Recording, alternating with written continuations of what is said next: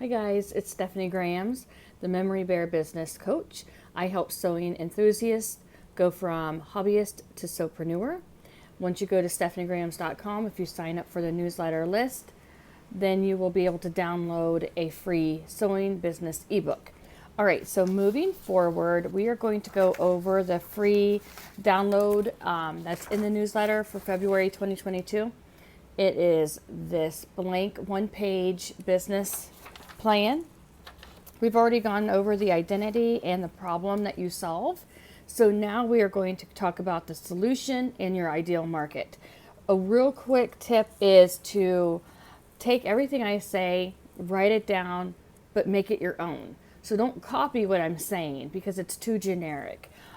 You want to be very specific because your company needs to stand out from your competitors. You both might offer sewing keepsakes, like the same 18-inch memory bear, and maybe you're in the same state, but you want to be able to stand out from them.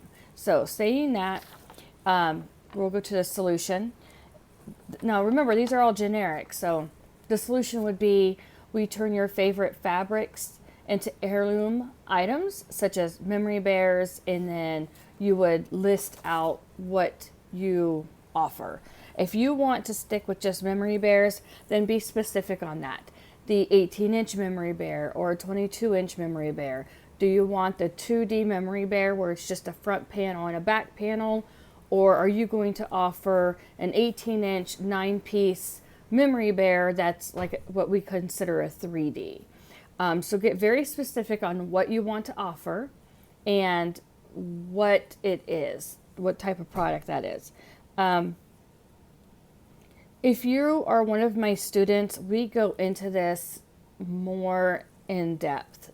So if you're interested in being a student of mine, please visit stephaniegrams.com and you will be able to see information on the upcoming classes. Get on the newsletter because the first people that are going to know about the classes are those on the newsletter. All right, so your solution is to do what? You're going to take what from the customer and do what with it to provide the solution. So remember, you have to know what their problem is in order to provide a solution. So if you go through the playlist from a few days ago, you will see I gave some examples of the problem. All right, now your ideal customer or target market, they mean the same thing. You want to be as specific as you can.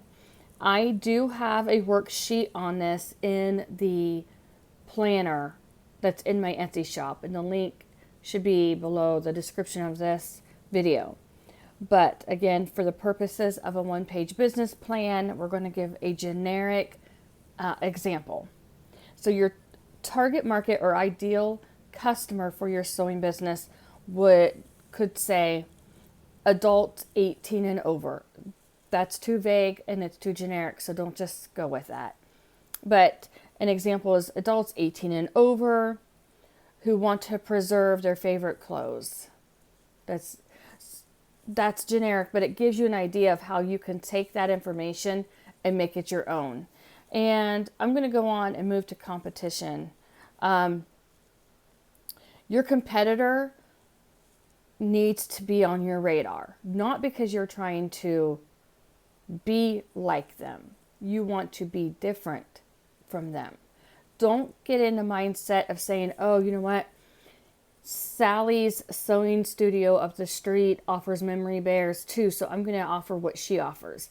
That's not going to help you stand out from all of the customers. And it might actually do the opposite of what you hope. It might drive potential customers to Sally's up the street. So you want to go to your competitor. You want to see what they're doing, what they're offering, all the things, how they run their business. Again, my sewing students and I go through this in more depth. And your statement for your one-page business plan, right here, you're going to fill this out, is like my company is Sewing with Steam LLC, and then I have my competition statement there. How do I word this for you without telling you mine? These are the questions you're going to answer yourself, okay? Who are you targeting? Who makes up your target audience? What is their buyer persona? And who is your ideal customer? So write that out, because when you know who you're trying to target, you're going to notice certain things about your competition that will help you stand out from them. I hope that makes sense. Okay, we can go ahead and do one more today. We'll go ahead and jump into revenue streams. This can be a little confusing if you're brand new to a sewing business, whether it's memory bears or other keepsakes or home decor or whatever it is that you're offering. If you are constantly behind the sewing machine,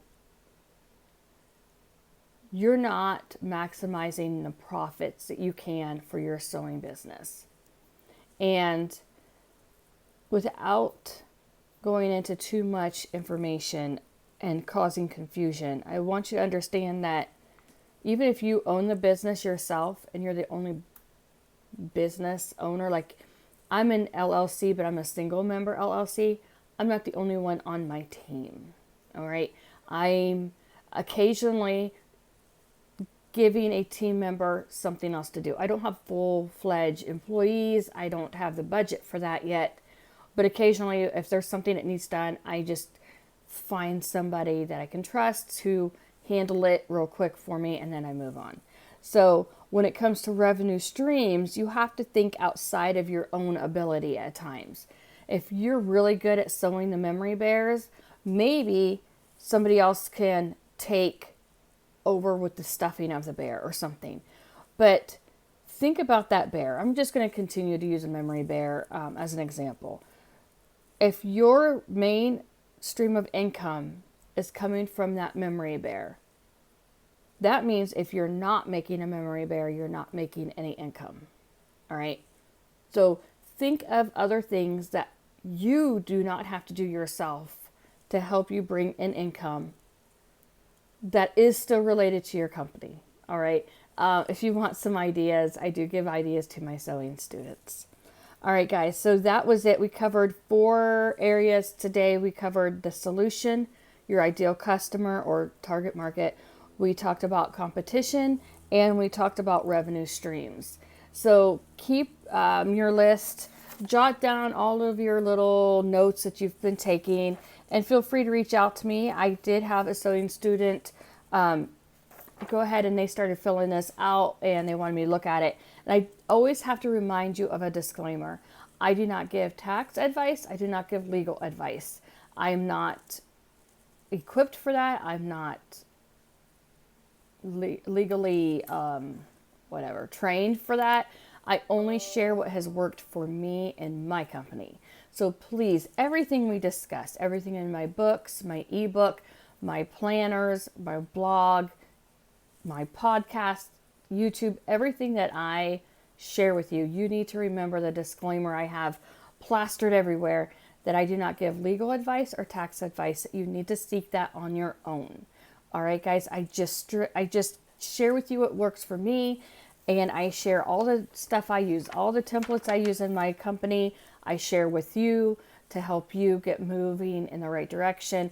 But it's your responsibility to get the legal and tax advice that you need from somebody that is trained in that field.